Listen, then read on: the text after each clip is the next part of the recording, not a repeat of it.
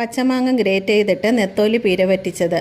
ഇതിൻ്റെ അരപ്പിന് വേണ്ടി തേങ്ങയിലേക്ക് വെളുത്തുള്ളി, ചെറിയ ഉള്ളി, കാന്താരിമുളക്, ഇഞ്ചി, കറിവേപ്പില, പിന്നെ മഞ്ഞൾപ്പൊടി, ജീരകപ്പൊടി, മല്ലിപ്പൊടി ഇതെല്ലാം കൂടെ നന്നായിട്ട് മിക്സ് ചെയ്ത ശേഷം മിക്സിയുടെ ജാറിലിട്ട് അധികം അരഞ്ഞു പോവാതെ അടിച്ചെടുത്ത് വയ്ക്കുക. പിന്നെ ചട്ടിയിലേക്ക് ഗ്രേറ്റ് ചെയ്ത മാങ്ങയും നെത്തോലിയും അരപ്പും ആവശ്യത്തിന് ഉപ്പും ഇട്ട് കുറച്ച് പച്ചവെളിച്ചെണ്ണ ഒഴിച്ച് നന്നായിട്ട് മിക്സ് ചെയ്തെടുക്കുക.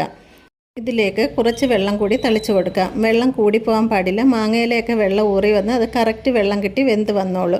പിന്നെ ഇത് അടുപ്പിൽ വെച്ച് ആദ്യം അടച്ച് വെച്ച് വേവിക്കുക. അപ്പോഴതിൻ്റെ വെള്ളമെല്ലാം നന്നായിട്ട് ഊറി വന്നതിന് ശേഷം പിന്നെ തുറന്ന് വെച്ച് വേവിച്ചെടുക്കാവുന്നതാണ്. വെന്ത ശേഷം ആവശ്യത്തിന് കറിവേപ്പിലയും കുറച്ച് പച്ചവെളിച്ചെണ്ണയും കൂടെ ചേർത്ത് ഇറക്കാവുന്നതാണ്. ഇതിൽ പച്ചമാങ്ങയൊക്കെ ഗ്രേറ്റ് ചെയ്തിട്ടേക്കുന്നതുകൊണ്ട് ആവശ്യത്തിന് ഇതിന് എരിവ് വേണം. എരിവ് കറക്റ്റ് പരുവത്തിനായാലേ അതിൻ്റെ കറക്റ്റ് ടേസ്റ്റ് കിട്ടും. പിന്നെ നമ്മൾ എത്ര ഉപയോഗിക്കുന്നോ അത്ര എരിവ് ഉപയോഗിക്കാവുന്നതാണ്.